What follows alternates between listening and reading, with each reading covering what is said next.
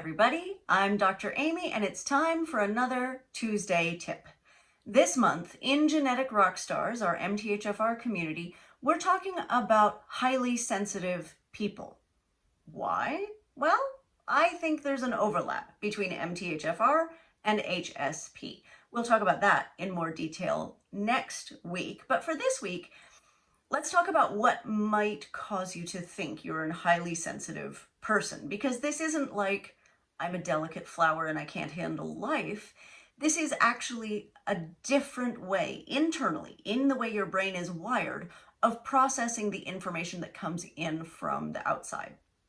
And so there's 5 things that I think are really characteristic, kind of hallmark situations that go with this. Number 1 is overstimulation.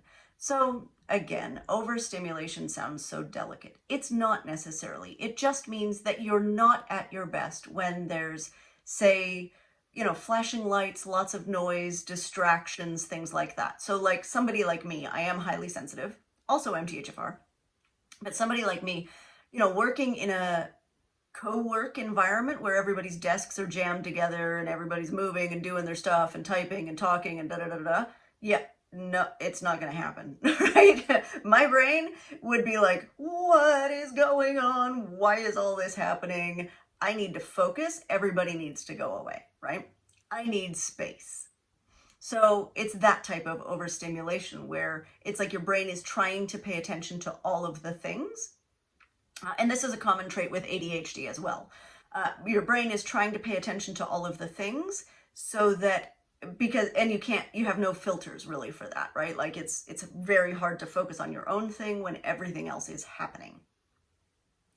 The second hallmark trait is depth of processing. And this is actually neurologically depth of processing, right? This means you process things differently than average that are coming in from the outside. So this could be ideas, it could be visual stimuli, it could be tastes or smells or the feel of your clothes. It could be lots of different things. But research has actually shown that about 20% of the population processes these things in a very different way and at a deeper level. And so the benefits obviously are that we're deeply processing, right? Like we're kind of diving in there and getting into the nitty gritty. But the drawbacks can lead to things like overthinking, rumination, dwelling, that sort of thing where everything is kind of in there.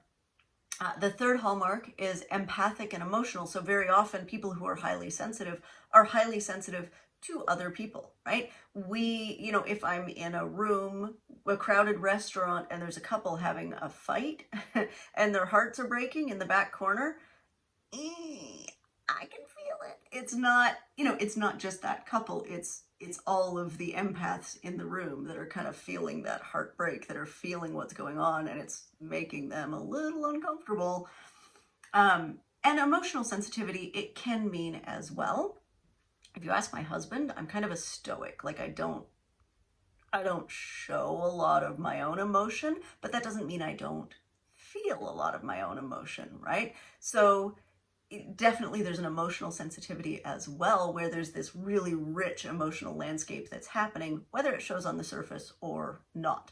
Plenty of highly sensitive people are not like weepers and wailers and criers and moaners and whatever. It's not outwardly emotional, it's inwardly emotional. The fourth quality is sensing the subtle. And so this may or may not be something you're aware of. A lot of people call it intuitive, right? You're very intuitive. You just seem to know things. Well, it's not intuitive. Well, I mean, it might be. Who knows, right? Like, who knows what intuitive really means? But it's more that you're aware of the small changes in people, situations, things around you. So you kind of know what's coming up because you know what's been happening, right? At a different level than maybe other people do. You're very aware of small changes. And the fifth is stress response, right? And so for people who are highly sensitive, all of this data and all of this input is cumulative. It all adds up. And at a certain point, we need to like back off and have quiet, alone, sort of peaceful time to recharge. And that actually shows in things like measures of cortisol and fight or flight, right? Parasympathetic or sympathetic activity, where we're seeing different levels in people who are highly sensitive.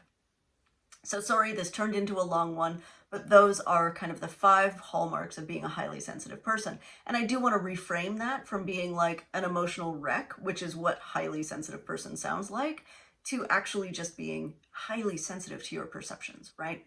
Highly sensitive to the world around you. And next week, we'll talk about why I feel like this is connected to MTHFR, even though that research does not yet exist. Okay, Tuesday tip. Bye, guys.